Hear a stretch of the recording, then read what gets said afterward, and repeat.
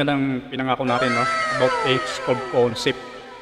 Alam nyo kung kumikita ka ngayon ng 300,000 per year, i-multiply mo ito sa 20. So lalabas siya ng 6 million ang kailangan natin para sa retirement fund natin. Pero ang tanong, kailan pa ba natin yan maririts na 6 million? Hindi na ba ako kakain?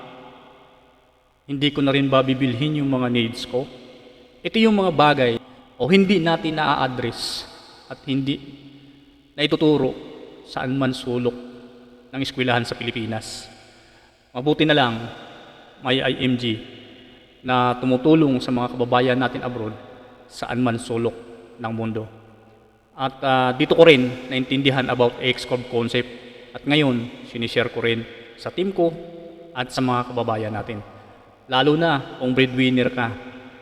Tapos, ikaw lang ang inaasahan sa pamilya mo.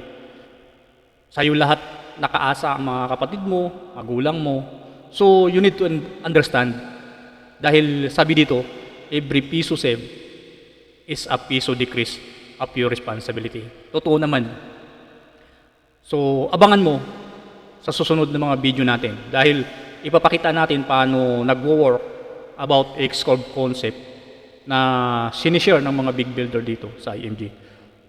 To learn more about personal finance, comment I want to learn more para magkaroon ka ng free access sa online webinar namin. Huwag mo na itong opportunity na maka-attend ka sa free online webinar.